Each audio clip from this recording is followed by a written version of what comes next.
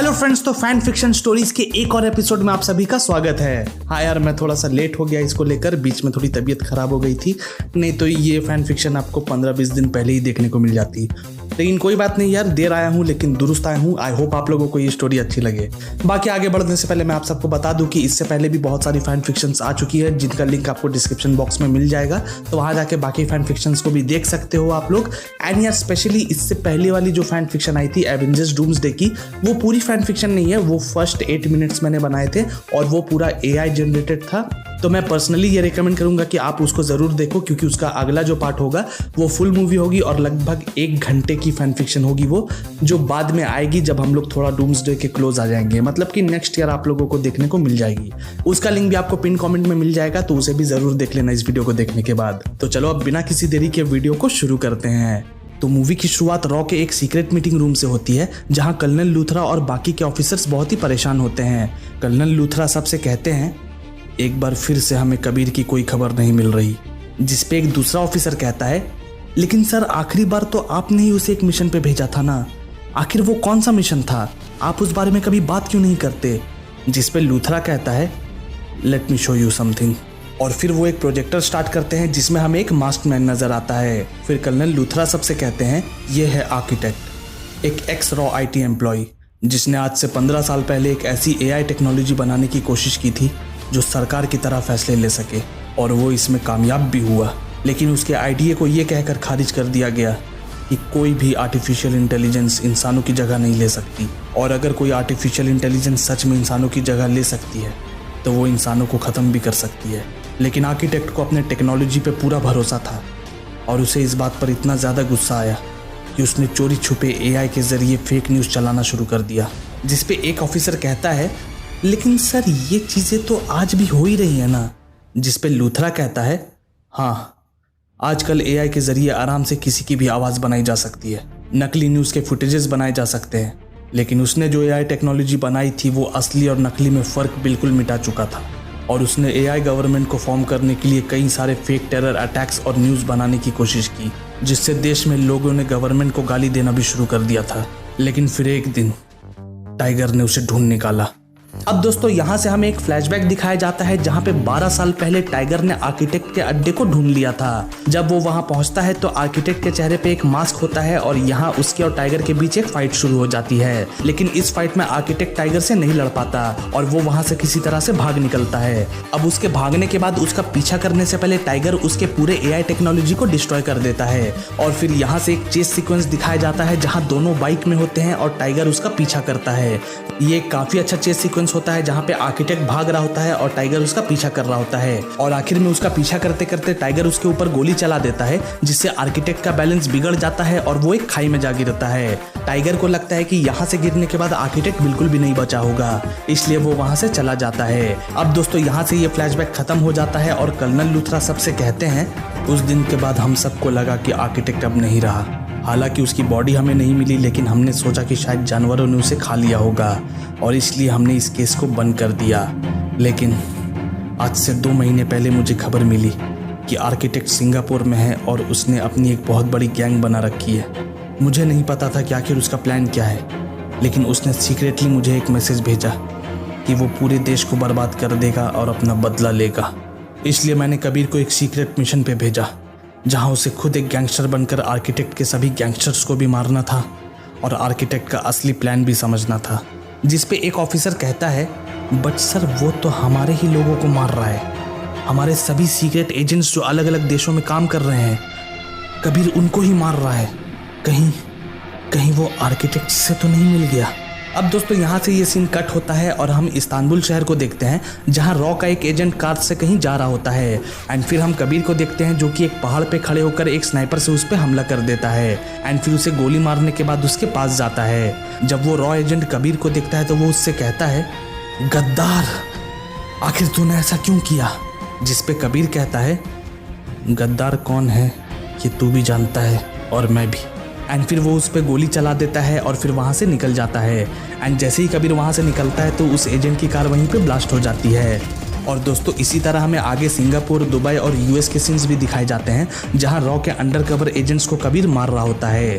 फिर दूसरी तरफ कर्नल लूथरा सबसे कह रहे होते हैं, मैं जानता हूँ कबीर गलत कर रहा है, लेकिन आखिर वो ऐसा क्यों कर रहा है ये जानना भी बहुत ज़्यादा ज़रूरी है।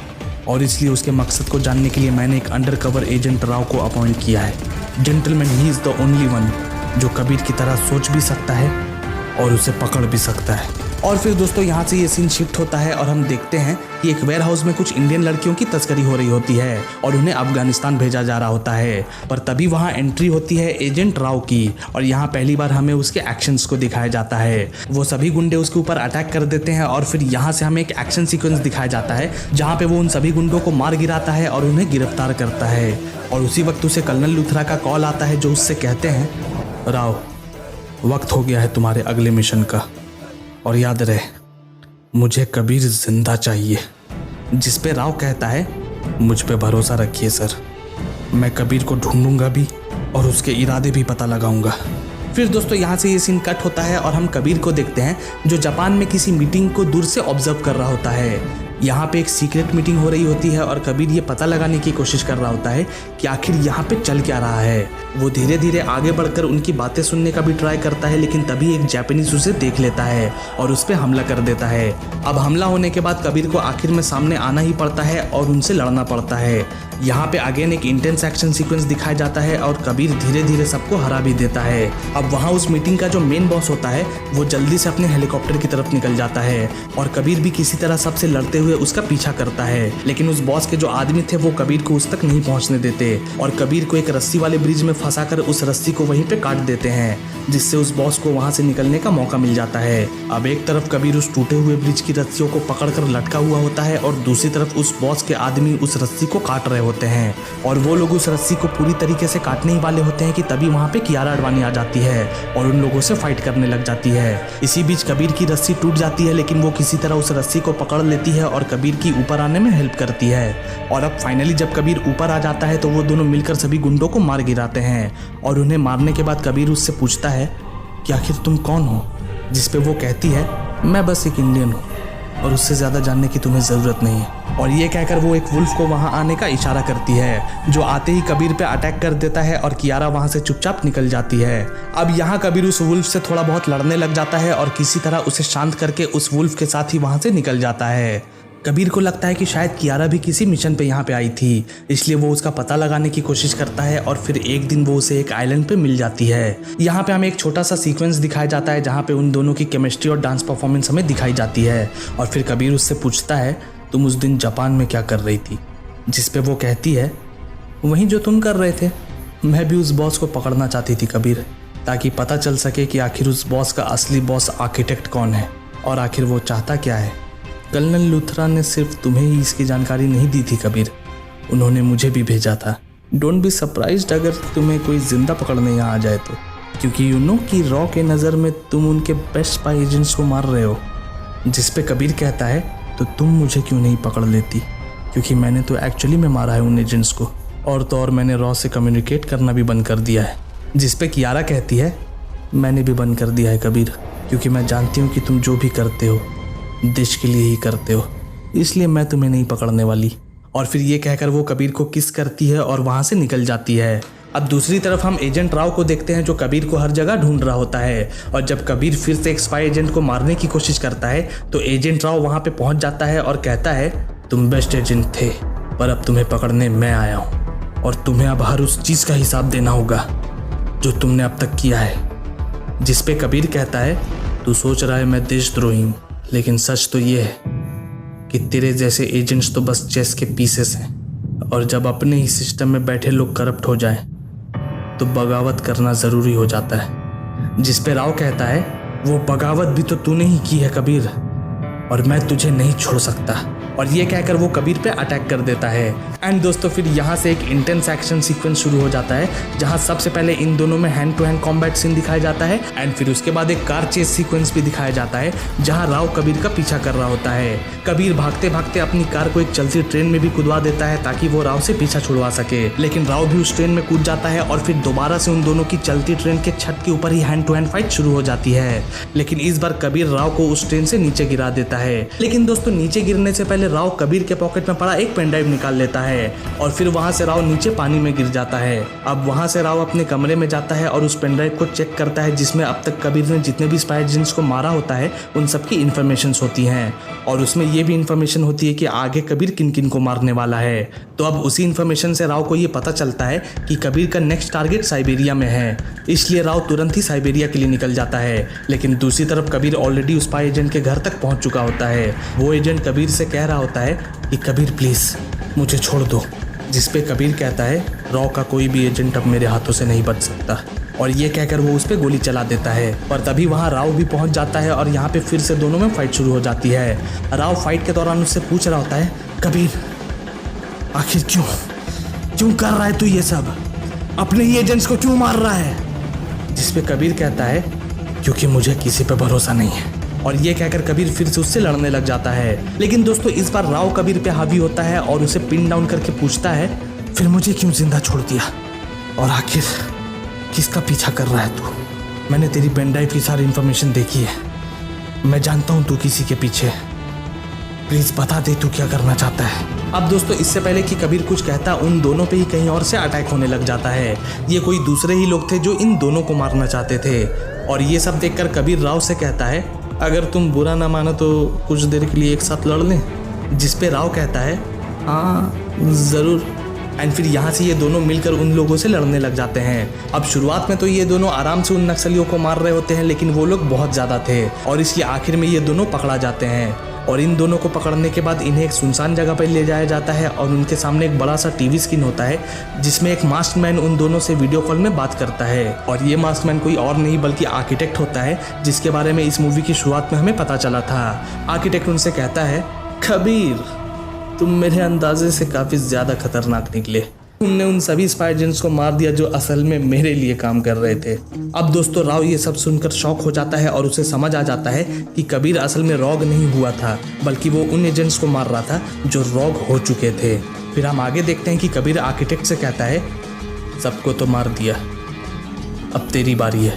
जिस पे आर्किटेक्ट हंसने लग जाता है और कहता है कबीर सिर्फ बॉडी बनाने से कोई ताकतवर नहीं हो जाता, इंसान की असली ताकत होती है उसका दिमाग और उसकी बनाई हुई टेक्नोलॉजी। और इसलिए मैं दुनिया पे एक एहसान करना चाहता हूँ, एक ऐसी गवर्नमेंट बनाना चाहता हूँ जो काले गोरे धर्म मज़हब के परे जाकर सबको एक जैसा न्याय दे और मेरी बनाई हुई एआई टेक्नोलॉजी इस काम में सक्षम भी है। तो आखिर मेरी गलती क्या है, क्या मैं गलत सोचता हूँ कबीर? जिस पे कबीर कहता है प्लान तो अच्छा है लेकिन तुम्हारे इस एआई को वोट कौन देगा? पता है कबीर, जब सरकार हर छोटी छोटी चीज को संभालने में नाकाम हो जाएगी ना तो धीरे धीरे लोगों का भरोसा खुद उठ जाएगा उनसे। खुद सोचो ना सरकार कभी किसी रेपिस्ट को सजा दे पाई, ना टेररिस्ट अटैक्स रोक पाई और ना ही कल होने वाले प्लेन क्रैश को रोक पाएगी। जिस पे कबीर कहता है प्लेन क्रैश, आखिर तुम करना क्या चाहते हो? कबीर एंड राव, आज तुम लोगों को खत्म करके कल की इंडिया से अमेरिका जाने वाली फ्लाइट को मैं यहाँ से बैठे कंट्रोल करूंगा। इसका मतलब समझते हो तुम? वो प्लेन पायलट के हिसाब से नहीं, मेरे हिसाब से उड़ेगी, वो भी मेरे सिंपल से एआई टेक्निक से। तो इसलिए चलो अब मैं चलता हूँ, मुझे अपने प्लान को अंजाम भी देना है। तो दोस्तों अब आगे हम देखते हैं कि कबीर और राव को एक बॉम्ब से बांध दिया जाता है और उन्हें बांधने के बाद सभी नक्सली लोग वहां से निकलने लग जाते हैं। पर तभी हम देखते हैं कि अचानक से कबीर की घड़ी बजने लग जाती है और वो आवाज़ सुनकर सभी गुंडे अचानक से रुक जाते हैं और तभी सब लोगों की नज़र ऊपर पड़ती है जहाँ दूर से एक हेलीकॉप्टर उनके पास आ रहा होता है और उस हेलीकॉप्टर में होता है पठान। धीरे धीरे वो हेलीकॉप्टर उनके करीब आने लग जाता है और सभी गुंडे उस पर गोलियां चलाने लग जाते हैं, जिसके रिटर्न में पठान भी उस हेलीकॉप्टर में लगे राइफल से सभी गुंडों पे अटैक करने लग जाता है और उन सभी को मारने के बाद जल्दी से अपने हेलीकॉप्टर से बाहर आता है और उन दोनों के ऊपर लगे बॉम्ब को डिफ्यूज करने की कोशिश करता है। लेकिन अब तक बहुत ज़्यादा देर हो चुकी थी और वो बॉम्ब डिफ्यूज नहीं हो सकता था और इसलिए वो किसी तरह उस बॉम्ब को निकालकर उन दोनों को अपने हेलीकॉप्टर में बिठाता है और वहाँ से निकल जाता है। और जैसे ही वो लोग वहाँ से निकलते हैं तो उनके पीछे वो वेयर हाउस पूरी तरीके से ब्लास्ट हो जाता है और अब आगे ये तीनों एक जगह पे होते हैं और राव कहता है आई एम सॉरी कबीर, मैंने तुम्हें गलत समझा, लेकिन अब आर्किटेक्ट को पकड़ने में मैं तुम्हारी मदद करूंगा। जिस पे कबीर कहता है पठान, हमें तुरंत यहाँ से निकलना होगा, उसने इंडिया से अमेरिका जाने वाली प्लेन के साथ छेड़छाड़ की है और हमें किसी भी तरह उस प्लेन को क्रैश होने से रोकना होगा। जिस पे पठान कहता है मैं तुम्हारी मदद ज़रूर करूँगा कबीर, पर कबीर कहता है नहीं पठान, तुम्हें फ़िलहाल अपने मिशन पे ध्यान देना चाहिए क्योंकि वो भी ज़रूरी है। पर हाँ, मुझे एक फाइटर जेट की ज़रूरत है। जिस पे पठान कहता है मिल जाएगा, चलो मेरे साथ। और फिर पठान उन दोनों को एक सीक्रेट एयरबेस पे लेकर जाता है जहाँ पे पहले से एक फाइटर जेट खड़ी होती है और फिर उन दोनों को बाय कहकर वहाँ से अपने मिशन पे निकल जाता है, जिस मिशन को हम लोग पठान 2 में देखेंगे। तो अब आगे हम देखते हैं कि कबीर कियारा को कांटेक्ट करता है और उससे हेल्प मांगता है, जिस पे कियारा कहती है ठीक है कबीर, मैं तुम्हारा साथ दूंगी, लेकिन अब तक तो वो प्लेन टेक ऑफ कर चुका होगा, आखिर हम उसे रोकेंगे कैसे? उसकी चिंता मत करो, मेरे पास एक फाइटर जेट है जो हमें बहुत ही कम समय में उस प्लेन के पास पहुंचा देगा। हमें किसी भी तरह उस प्लेन को बचाना है।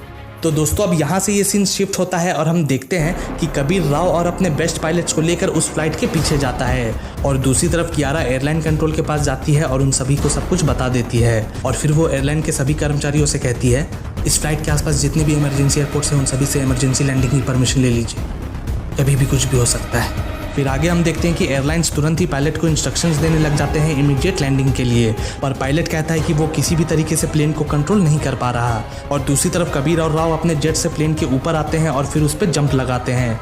प्लेन के कॉकपिट में पायलट्स डेस्परेटली बटन्स प्रेस कर रहे होते हैं और प्लेन को अपने कंट्रोल में करने की कोशिश कर रहे होते हैं। और तभी हमें स्क्रीन पे दिखाया जाता है कि अगले 5 मिनट में ये प्लेन क्रैश होने वाला है। पैसेंजर्स को भी इस बात का पता चल जाता है कि प्लेन पायलट के कंट्रोल के बाहर हो चुका है और ये पता लगने के बाद सभी पैसेंजर्स के बीच पैनिक क्रिएट हो जाता है और सभी लोग चिल्लाने और रोने लग जाते हैं। पायलट तुरंत ही एयरलाइंस कंट्रोल को ये मैसेज भेजता है कि sir controls are not responding, plane का ऑटो पायलट पूरी तरीके से हाईजैक हो चुका है। वहाँ दूसरी तरफ कबीर राव और बाकी के लोग उस जेट से प्लेन के ऊपर कूद चुके होते हैं, लेकिन वो लोग अपने आप को उस प्लेन के ऊपर कंट्रोल नहीं कर पा रहे थे क्योंकि ऊपर विंड की स्पीड बहुत ज्यादा थी। अब सिर्फ 3 मिनट बचे होते हैं। कबीर राव से कहता है राव तुम यहीं रुको और फाइटर जेट से प्लेन को रस्सियों के थ्रू कनेक्ट करो, मैं अगर किसी तरह कॉकपिट में चला जाऊं तो प्लेन को कंट्रोल कर सकता हूं। और ये कहकर कबीर क्रॉल करते हुए प्लेन के इमरजेंसी मेंटेनेंस हैच तक पहुंच जाता है और एक एक्सप्लोजिव लगाकर उस पर एक कंट्रोल ब्लास्ट करता है जिससे कि उसका लॉक खुल जाता है और फिर कबीर किसी तरह प्लेन के अंदर घुस जाता है। और फिर कॉकपिट में जाने के बाद कबीर एआई का डायरेक्ट लिंक तोड़ने की कोशिश करता है, पर प्लेन धीरे धीरे नीचे जाने लग जाता है और फाइटर जेट की रस्सियां भी टूटने लग जाती है और वो उस प्लेन को नहीं संभाल पाती। दोस्तों कबीर पागलों की तरह ट्राई कर रहा होता है बट वो उस लिंक को क्रैक नहीं कर पाता, लेकिन आखिर में उसे एक आइडिया आता है और वो प्लेन के एक्सटर्नल फ्यूजलेज के कम्युनिकेशन सिस्टम का एंटीना तोड़ देता है और उस एंटीना के टूटते ही आर्किटेक्ट का एआई कंट्रोल कट हो जाता है और पायलट्स तुरंत ही इमरजेंसी कंट्रोल्स की रिकवरी कर लेते हैं और फिर वो प्लेन सेफली अपने नजदीकी एयरपोर्ट पे लैंड कर जाता है। कियारा ये सब देखकर एयरलाइंस कंट्रोल रूम से निकल जाती है और फिर जल्दी से कबीर के पास जाती है। वहाँ कियारा के साथ कर्नल लूथरा भी आते हैं और फिर वो कबीर से माफी मांगते हैं और कहते हैं मैं जानता था कबीर कि तुम कभी देश से गद्दारी नहीं कर सकते, एंड राव गुड जॉब। जिस पे कबीर कहता है काम अभी खत्म नहीं हुआ सर, आर्किटेक्ट को पकड़ना होगा क्योंकि उसका प्लान फेल होने के बाद वो कुछ और बड़ा करेगा। हमने उसका एक प्लान तो फेल कर दिया पर उसका अगला प्लान और भी बड़ा होगा। पर तभी कियारा कहती है शायद मैं जानती हूँ कि वो कहाँ मिलेगा और कबीर इस बार हम दोनों मिशन साथ में कर सकते हैं। और बस इसलिए कबीर कर्नल लूथरा और राव को गुड बाय करता है और कियारा के साथ वहाँ से निकल जाता है। और रास्ते में कियारा उससे कहती है वैसे कबीर अगर तुम सही समझो तो अगले मिशन में जाने से पहले क्या तुम मेरे पर्सनल मिशन में जाना चाहोगे, थोड़ी पार्टी वार्टी भी हो जाए। जिस पे कबीर कहता है क्यों नहीं। एंड फिर दोस्तों यहीं से उन दोनों के बीच एक रोमांटिक सॉन्ग होता है, डांस वगैरह होता है और फिर मूवी यहीं पे ख़त्म हो जाती है। फिर मूवी के पोस्ट क्रेडिट सीन में हम देखते हैं कि कबीर कियारा के साथ ड्रिंक कर रहा होता है और ड्रिंक के बाद वो अचानक से बेहोश होने लग जाता है एंड उसे समझ आ जाता है कि कियारा ने उसे धोखा दिया है। और तभी वहाँ पे आर्किटेक्ट भी आ जाता है और कियारा से कहता है गुड जॉब बेबी। एंड फिर आर्किटेक्ट धीरे धीरे कबीर के पास आता है और उससे कहता है अब तुम्हें कौन बचाएगा कबीर। एंड फिर दोस्तों पहली बार आर्किटेक्ट यहाँ पे अपना मास्क उतारता है और उसका चेहरा रिवील होता है और वो होता है